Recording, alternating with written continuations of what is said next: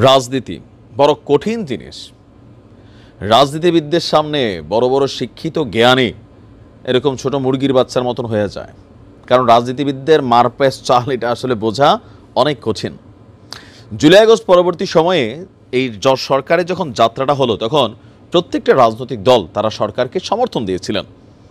আর শেখ হাসিনার পতনের জন্য প্রত্যেকটা রাজনৈতিক দল একত্রিত হয়ে পেছন থেকে কাজ করেছে। এখন ক্ষমতাকে কেন্দ্র করে এক একটা দল এক এক রকম কৌশলে গেছে। জামাত চলে গেছে একদিকে, বিএনপি চলে গেছে আরেক দিকে।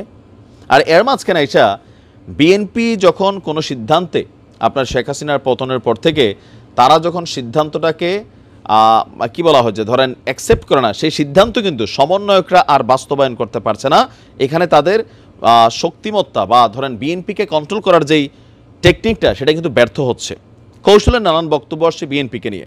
এখন সরকার বলছে আমরা তো সংস্কার করতে আসছি, বিএনপি বলছে সংস্কার একটা চলমান প্রক্রিয়া, আপনি 3 বছর 4 বছর লাগে সংস্কার করবেন, এটা তো হইতে পারে না। দেশের পরিস্থিতি খারাপ, আইনশৃঙ্খলার পরিস্থিতি খারাপ, মানুষ নির্বাচন চায়, আপনি ভোটের ব্যবস্থা করেন। তো এইরকম নানান ইস্যুতে যখন বক্তব্য পাল্টা বক্তব্য, রাষ্ট্রপতির পদত্যাগ ইস্যুতে বক্তব্য পাল্টা বক্তব্য, শেখ হাসিনার পতনের পরে সমন্বয়কদের কোনো অর্জন আপনি দেখতে পাবেন না। কোন ক্ষেত্রে? যেই ক্ষেত্রে বিএনপি রাজি না।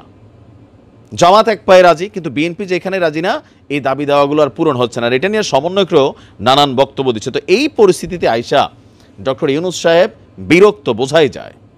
হাসতে ভুলে গেছেন, চেহারার মধ্যে একটা স্ট্রেস ভাব থাকে।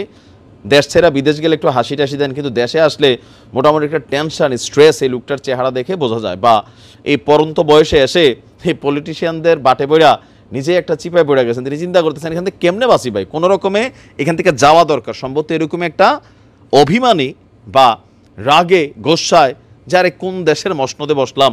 এখন তিনি নিশ্চয় অনেক ক্ষেত্রে বোঝেন যে শেখ হাসিনা কেন ঘাড়তেরামি করতেন, বা আমাদের রাষ্ট্র ক্ষমতায় যখন যে রাজনৈতিক দলগুলো আসে তারা কেন আসলে ঘাড়তেরামি করা লাগে। কারণ এই যে দেখেন সারা বাংলাদেশে যা ঘটছে, পজিটিভও ঘটছে, নেগেটিভও ঘটছে। এখন হঠাৎ করে আজকে তিনি আমাদের অন্তর্বর্তী সরকারের প্রধান উপদেষ্টা, তিনি বলছেন যে রাজনৈতিক দলগুলো যদি সংস্কার না চায় তাহলে এখনই জাতীয় নির্বাচন দিয়ে দেওয়া হবে। তাহলে আপনারা অন্তর্বর্তী সরকারে কেন বসলেন? আপনাদের সরকার কি রাষ্ট্র চালাতে ব্যর্থ হচ্ছে? বিএনপির সাথে কি আপনারা পায়রা উঠতে পারতেছেন না? মানে চাপটা কোথায়? সংস্কারের রূপরেখা যেগুলো সামনে আসছে, উপদেষ্টাদেরও বিভিন্ন ধরনের বিচ্ছিন্ন বক্তব্য, সমন্বয়কদের বক্তব্য, সমন্বয় কিন্তু সরকারদের একটা টিম, জাতীয় নাগরিক কমিটি আবার দিক দিয়ে রাজনৈতিক একটা শক্তি তৈরি হয়েছে। তো সব কিছু নিয়ে বিএনপি একটু টেনশনে আছে। -2, সমন্বয়করা বলছে +2। তো এরকম স্বাভাবিকভাবে এই যে পাল্টা বক্তব্যের ক্ষেত্রে আইসা ডক্টর মোহাম্মদ ইউনূস অনেকটা ধৈর্য হারিয়েছেন। তিনি বলছেন যে সংস্কার এবং নির্বাচনের সময়সীমা নিয়ে, সংস্কার যত দ্রুত হবে নির্বাচনও তত